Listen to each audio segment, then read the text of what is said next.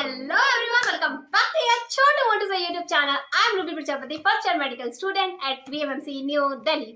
So आज का हमारा टॉपिक होने वाला है, बहुत सारे कमेंट्स आए थे इससे रिलेटेड कि हमारा 11th खराब हो चुका है, अब हम 12th का स्टार्ट करना चाहते हैं फिजिक्स वाला पे, हम न्यू बैच ले रहे हैं, लक्ष्य बैच ले रहे हैं, या फिर हम 12th के लिए पूरा कहीं और से भी कोचिंग ले रहे हैं तो पूरा फ्रेश स्टार्ट करना चाहते हैं. 11th का हमारा सारा बैकलॉग है, 11th हमारे अच्छे से कवर नहीं हो पाई तो हम 11th को 12th के साथ साथ कैसे करें, तो ये वीडियो उसी से रिलेटेड होने वाली है. So without wasting any time let's get started. ये वीडियो मैं ये सोच के बना रही हूँ कि 11th का तुमने कुछ भी नहीं करा हुआ या फिर करा भी हुआ है तो अच्छे से प्रिपेयर नहीं करा हुआ, तो कौन से ऐसे बेसिक चैप्टर्स हैं जो हम पहले कवर कर ले एटलीस्ट, ताकि हमारी 12th खराब ना हो, क्योंकि 12th में कुछ ना कुछ ऐसे चैप्टर्स होते हैं जो 11th से रिलेट करते हैं. अगर 11th के तुम्हारे वो वाले टॉपिक्स क्लियर नहीं है तो तुम्हें 12th के वो वाले टॉपिक्स भी क्लियर नहीं होंगे. तो पहले आपको क्या करना है, अपना जितना भी बैकलॉग है उसे प्रायोरिटाइज करो, most urgent, urgent and less urgent में. अब आप मोस्ट अर्जेंट में क्या क्या कवर कर सकते हो, मोस्ट अर्जेंट में वो चैप्टर्स आपको करने जो कहीं ना कहीं 12th से रिलेट करते हैं. ऐसे चैप्टर्स हैं कौन से, तो वन बाय वन करके बात करते हैं. पहले हम बात करेंगे केमिस्ट्री की, क्योंकि वही सबसे ज्यादा मिस्ट्री क्रिएट करती है. अभी देखो तुम्हारे पास टाइम क्या है, ये मार्च का महीना है, अप्रैल से तुम्हारी 12th की कोचिंग स्टार्ट हो जाएगी, तो एटलीस्ट ये मार्च के 15 दिन है अप्रॉक्स, 15-20 दिन जो भी आप मानना चाहो वो, और 12th के 1-2 दिन स्टार्टिंग के हैं, तो एटलीस्ट ये आपके पास 20 दिन मान के चल रहे हैं कि ओवरऑल आपके पास 20 दिन है. इस 20 दिन में आपको बेसिक चैप्टर्स कवर करने हैं, फिजिक्स के, केमिस्ट्री के, बायो के, ताकि आपको 12th में कोई प्रॉब्लम ना हो. तो पहले वो चैप्टर्स कवर कर लेना, फिर अलॉन्ग विद 12th आपको rest of the chapters cover करने हैं. तो सबसे पहले बात करते हैं कि केमिस्ट्री के ऐसे बेसिक चैप्टर्स कौन से हैं. तो केमिस्ट्री के ऐसे बेसिक चैप्टर्स हैं, पहला है मोल कॉन्सेप्ट. अगर आपको मोल कॉन्सेप्ट नहीं आता तो ये सोच लीजिए 12th की भी फिजिकल आपको नहीं आएगी, क्योंकि स्टार्टिंग के जो चैप्टर्स हैं उसमें सॉल्यूशन चैप्टर हो गया, उसमें मोल कॉन्सेप्ट की बहुत ज्यादा जरूरत पड़ती है, इसीलिए आपको मोल कॉन्सेप्ट अपना चैप्टर बहुत स्ट्रांग होना चाहिए. सेकंड आपका है पीरियडिसिटी वाला चैप्टर. मैं इसे हमेशा गलत ही प्रोनाउंस करती हूँ, पता नहीं क्या है, आप समझ गए ना, मतलब चैप्टर नंबर 3. आपको वो एटलीस्ट आना ही चाहिए, क्योंकि 12th की जितनी भी इनऑर्गेनिक है, अगर आपको बेसिक पीरियोडिक टेबल नहीं आती तो आपको 12th की इनऑर्गेनिक में प्रॉब्लम होगी, तो आपको एटलीस्ट वो चैप्टर भी अच्छे से कवर करना है.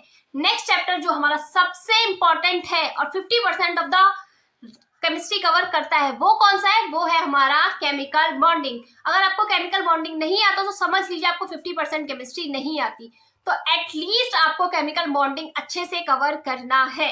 इसके बाद बात कर लेते हैं हम ऑर्गेनिक के लिए. तो देखो ऑर्गेनिक में 11th के आपको दोनों चैप्टर्स कवर करें, क्योंकि अगर देखो आपको 11th की ऑर्गेनिक नहीं आती ना तो तुम्हें 12th का कुछ भी ऑर्गेनिक का समझ में नहीं आएगा, क्योंकि सर बोलते हैं हमने 11th में करा रखा है, क्योंकि रिएक्शन मैकेनिज्म वगैरह सब कुछ जो बेसिक चीजें होती है वो आपकी 11th में कवर हो जाती है, IUPAC आपकी 11th में कवर हो जाती है. तो एटलीस्ट आपको 11th की ऑर्गेनिक के 2 चैप्टर्स कवर कर लेने हैं. तो टोटल मैंने आपको 5 चैप्टर्स बताए हैं, mole concept, chapter number 3 periodicity वाला, और उसके बाद केमिकल बॉन्डिंग, और उसके बाद ऑर्गेनिक के 2 चैप्टर्स IUPAC नेमिंग और GOC जनरल ऑर्गेनिक केमिस्ट्री वाला, और साथ में हाइड्रोकार्बन. एटलीस्ट आपको केमिस्ट्री के 5 चैप्टर्स पहले कवर कर लेने हैं with in these 20 days. Okay, so अब हम बात कर लेते हैं फिजिक्स की. फिजिक्स में ऐसे कैसे कौन से चैप्टर्स हैं जो आपको पहले कवर करने हैं. तो पहला है डायमेंशन एनालिसिस. ये चैप्टर एक ऐसा चैप्टर है, ये अलॉन्ग विद 11th 12th आपको बहुत ज्यादा हेल्प करने वाला है. जो क्वेश्चंस हमारे 5-5 6-6 मिनट में सॉल्व होते हैं, वो आपको क्या करता है, ये डायमेंशन एनालिसिस अगर आपको आता है तो आप विद इन 30 सेकंड में इस क्वेश्चन को सॉल्व कर सकते हो. तो आपके लिए ये चैप्टर बहुत ज्यादा इंपॉर्टेंट है. इसके बाद आता है वेक्टर, आता है 1D एंड 2D, और ओवरऑल स्टार्टिंग से लेके आपको वर्क एनर्जी पावर तक जो है वो चैप्टर्स कवर करने ही करने हैं. इसके बाद आपको करना है कवर ग्रेविटेशन, क्योंकि ग्रेविटेशन आपको जो 12th की इलेक्ट्रोस्टैटिक यूनिट है उससे टोटल रिलेट हो जाएगा. अगर आप कर लेंगे तो आपको बहुत ज्यादा बेनिफिट होने वाला है. अगर आपके पास फिजिक्स के लिए फिर भी टाइम बचता है तो आप रोटेशन मोशन और सेंटर ऑफ मास कर सकते हैं, क्योंकि सेंटर ऑफ मास नहीं करोगे तो रोटेशन समझ में नहीं आने का. तो एटलीस्ट पहले मैंने वर्क एनर्जी पावर तक वो बताया, उसके बाद आप ग्रेविटेशन कर लीजिएगा. अगर आपके पास टाइम बचता है तो रोटेशन और सेंटर ऑफ मास कवर कर लीजिएगा. ओके, अब बात आती है नोट मेकिंग की और क्वेश्चन प्रैक्टिस की. कि आप कहोगे कि दीदी आपने बता तो दिया, पर इतना सिलेबस हम कवर करेंगे, फिर नोट्स भी हमें बनाने हैं, क्वेश्चन प्रैक्टिस भी करनी है, आपने बताया 20 डेज एंड एटलीस्ट टाइम तो कम है. तो उसके लिए आप क्या कर सकते हैं, आप क्रेयॉन ऐप यूज कर सकते हो. यहाँ पे आप साइन अप कर सकते हैं विद माय रेफरल कोड, और यहाँ पे आपको डिफरेंट जितने भी मेडिकल स्टूडेंट्स हैं सबके नोट्स मिल जाएंगे. मैंने भी अपने ऑर्गेनिक केमिस्ट्री के सारे नोट्स यहाँ पे डाल रखे हैं, तो आप वहां से जाके चेक कर सकते हैं. साथ में यहाँ पे आप अपने डाउट्स भी सॉल्व कर सकते हो, जो कि जब आप क्वेश्चन प्रैक्टिस करोगे आपके बहुत सारे डाउट्स आने वाले हैं, सॉल्व करा सकते हो, क्योंकि यहाँ पे बहुत सारे डाउट सॉल्वर फैकल्टी आपके डाउट सॉल्व हो जाते हैं. आपका ये बेनिफिट हो जाएगा.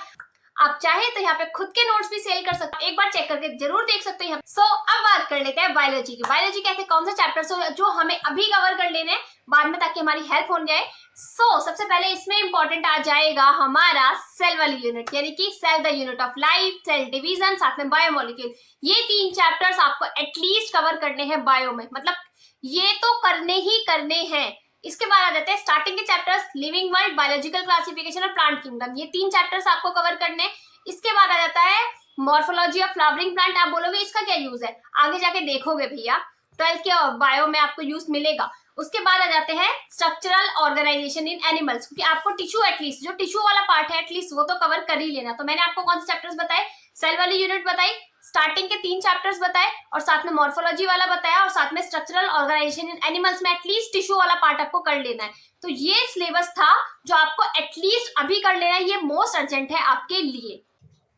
अब बात करते हैं टाइम टेबल से रिलेटेड कि दीदी टाइम टेबल बता दो, हम 18-18 घंटे पढ़ने को तैयार हैं, सब कुछ करने को तैयार है। तो देखो, अगर तुम टाइम टेबल बहुत ही ज्यादा स्ट्रिक्टली फॉलो करने होते ना, तो तुम्हारा अभी आज ये 11th बर्बाद नहीं हो रही होती, पहली बात तो। दूसरी बात, हमारी कोई रोबोटिक बॉडी है नहीं। अगर मान लो तुमने टाइम टेबल में लिख रखा है 2 से 3 तुम्हें करनी है बायो, बायो के 50 क्वेश्चंस करने, बाई चांस तुम उसे 2 से 4 में खत्म कर पा रहे हो, तो 3 से 4 वाला टाइम टेबल तुम्हारा खराब हो गया। उसके आगे जाके फिर तुम डिमोटिवेट होकर बैठ जाते हो कि यार मैं तो कर ही नहीं पाता हूँ, फिर तुम्हारा पढ़ने का मन नहीं करता, फिर तुम पूरा दिन ऐसे ही बैठ जाते हो कि कल से स्टार्ट करूंगा, फिर ये कल कल कल होता रहता है और बैकलॉग हमारा इकट्ठा होता रहता है। ये गलतियां मैंने भी करी है, जब भी मैं बता रही हूँ। तो आपको इस चीज से बच के आपको क्या लिखना है, सिर्फ और सिर्फ गोल्स लिखने हैं कि मुझे नेक्स्ट डे ये गोल्स करने हैं, कि लाइक मुझे इस वाले चैप्टर की क्वेश्चन प्रैक्टिस करनी है, ये वाला चैप्टर पढ़ना है। तो आपको छोटे छोटे गोल्स लिख के रखने हैं आपको कि ये मुझे कवर करना है, कैसे भी कवर करो, भले ही मैं किसी में 3 घंटे लगाऊं, भले ही मैं किसी में 1 घंटे लगाऊं, बट मुझे टॉपिक्स कवर करने हैं। आपको ऐसे डिसाइड करना है, आपको टॉपिक लिख के रखना है, ना कि टाइम फिक्स करके रखना कि मुझे ये चीज करनी है। अब बात करते हैं कि रेस्ट ऑफ द चैप्टर्स को हम कैसे करेंगे। तो देखो, रेस्ट ऑफ द चैप्टर में ये तो बोलूंगी कि 20 दिन में तुम्हारा पूरा सिलेबस कवर हो गया। 20 दिन में तुम्हें मोस्ट अर्जेंट जो करना है वो बता दिया है, लेकिन जो रेस्ट ऑफ द चैप्टर्स बचे, अलॉन्ग विद 12th आपको कैसे कवर करने, जैसे आप 12th का देते रहोगे, बीच बीच में आपको थोड़ा टाइम मिलेगा, लाइक सैटरडे को टाइम मिल गया, संडे को मिल गया, हॉलीडेज आ गए, उस टाइम के साथ साथ आपको अपनी 11th भी स्ट्रॉन्ग करते हुए चलनी है। थोड़ा थोड़ा 11th का सिलेबस भी कवर करते हुए चलना है, ताकि आपको रेस्ट ऑफ द चैप्टर्स भी 11th के साथ साथ होते रहे। जो बच्चे 12th का लक्ष्य बैच ले रहे होंगे, अर्जुना बैच फ्री मिल रहा होगा फिजिक्स वाला पे, तो वो धीरे धीरे उसके साथ कवर करते हुए चल सकते हैं। आई होप ये वीडियो आपके लिए हेल्पफुल रही हो। आपके इसके अलावा भी कोई डाउट्स है तो आप मुझसे कमेंट सेक्शन में पूछ सकते हैं। आप मुझे इंस्टा पे भी फॉलो कर सकते हैं, आप मेरा टेलीग्राम चैनल भी ज्वाइन कर सकते हैं। See you soon in the next video.